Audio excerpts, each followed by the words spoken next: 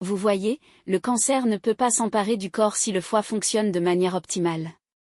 Nous allons apprendre de Barbara O'Neill, une enseignante australienne de la santé, reconnue internationalement pour son approche axée sur le potentiel naturel de guérison du corps.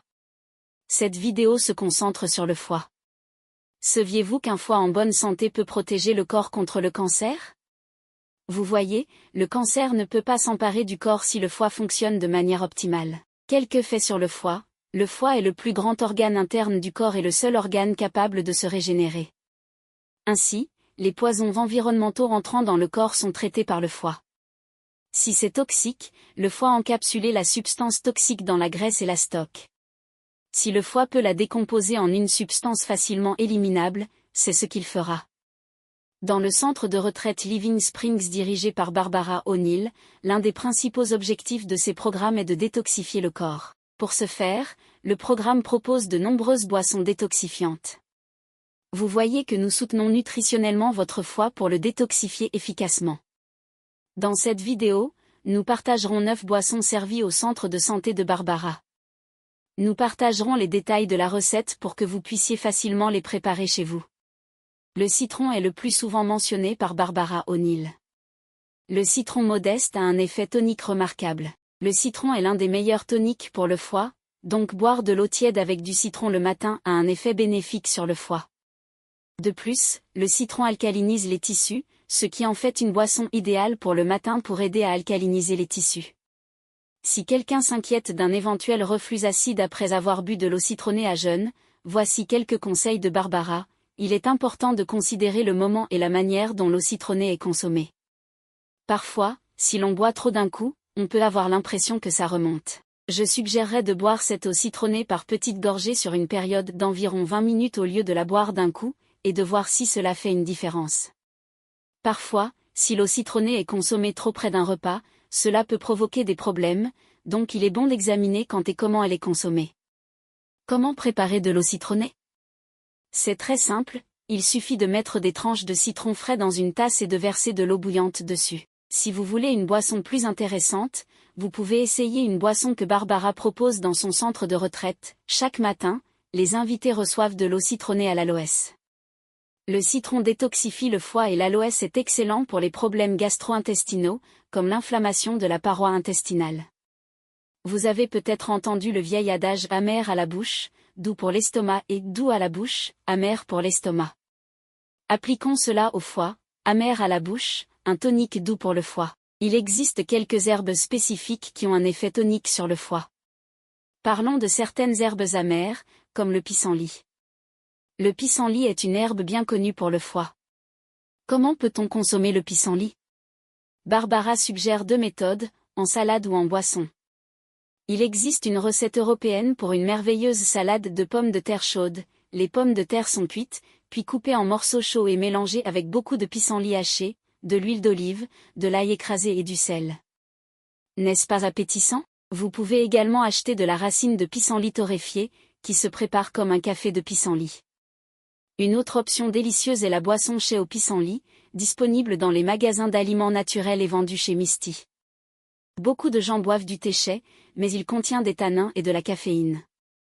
Le chai au pissenlit, en revanche, est une boisson savoureuse, remplie d'herbes et d'épices qui lui donnent une belle saveur. Pour ceux qui trouvent les tisanes fades et sans goût, le chai au pissenlit est une option délicieuse. Pour stimuler les enzymes digestives et la production de bile, il est toujours recommandé de consulter un professionnel de la santé avant de commencer tout nouveau complément à base de plantes, afin de s'assurer qu'il convient à vos besoins individuels. Le gingembre, à la fois doux et amer, est souvent utilisé. L'un des jus servis à 10 heures dans le centre de retraite de Barbara est composé de pommes Granny Smith et de gingembre, et il est particulièrement apprécié pour son effet stimulant sur le sang. Une recette typique de jus de gingembre et de pommes inclut 1 ou 2 pommes avec un petit morceau de gingembre, environ un demi ou un pouce de gingembre tranché, souvent servi avec un demi-citron et de l'eau pour obtenir la consistance souhaitée. Dans le centre de retraite Living Springs, un autre jus au gingembre est souvent proposé pour la détox. À Living Springs, nous faisons des jus toutes les 2 heures. Le jus principal est composé de 80% de carottes, 10% de pommes et 10% de céleri, et peut être consommé toutes les 2 heures. Parfois, nous ajoutons un peu de concombre, parfois quelques légumes verts supplémentaires, parfois un peu de gingembre ou de betterave. Le thé de côlon est également important. Le foie dépend d'un côlon sain pour éliminer efficacement les déchets et les toxines, réduisant ainsi sa charge de détoxification. Un microbiote équilibré, soutenu par le côlon, empêche la production de substances nocives pouvant causer des dommages au foie.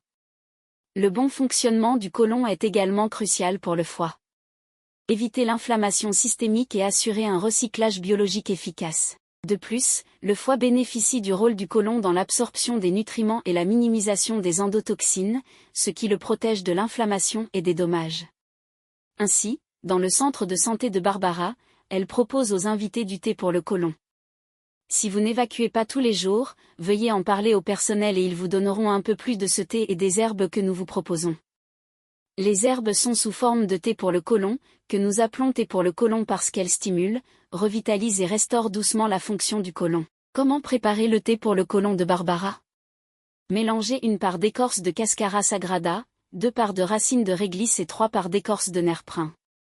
Faites mijoter une cuillère à café de ce mélange dans une tasse d'eau pendant 30 minutes avec le couvercle, puis laissez refroidir et filtrer. Conservez le thé au réfrigérateur. Pour traiter l'irrégularité, buvez les quantités suivantes avant de vous coucher à jeun. 1/3 de tasse si vous allez à la selle une fois par jour, 1/2 tasse si c'est tous les 2 jours et une tasse au déjeuner et avant de vous coucher si c'est tous les 3 jours. Les boissons protéinées de Barbara font partie du processus de détoxification du foie, qui implique 2 phases principales.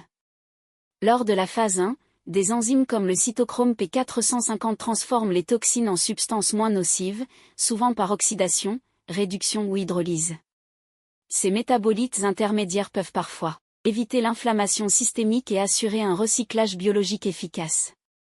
De plus, le foie bénéficie du rôle du côlon dans l'absorption des nutriments et la minimisation des endotoxines, ce qui le protège de l'inflammation et des dommages. Ainsi, dans le centre de santé de Barbara, elle propose aux invités du thé pour le côlon.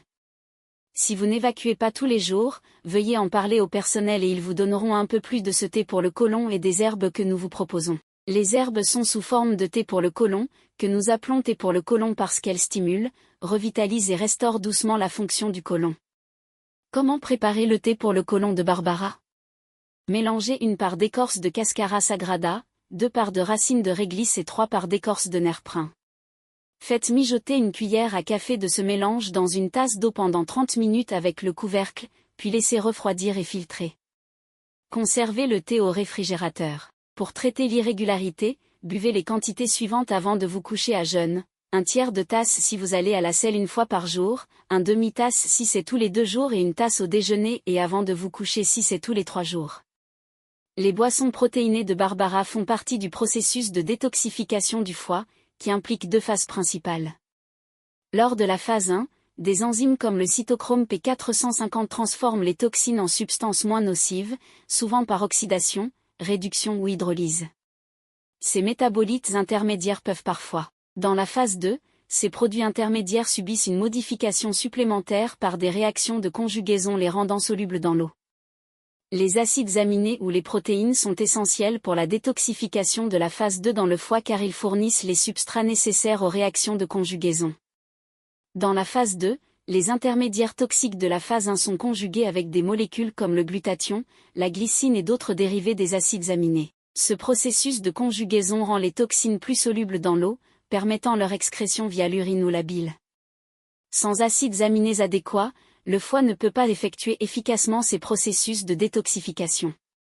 Ainsi, la phase 2 nécessite des protéines. Cela explique pourquoi hier, lundi, nous vous avons donné 2 boissons protéinées. Vous avez eu 5 jus hier, votre jus de 8 heures était de l'orge verte, celui de 10 heures était une boisson protéinée, celui de 12 heures était de l'orge V.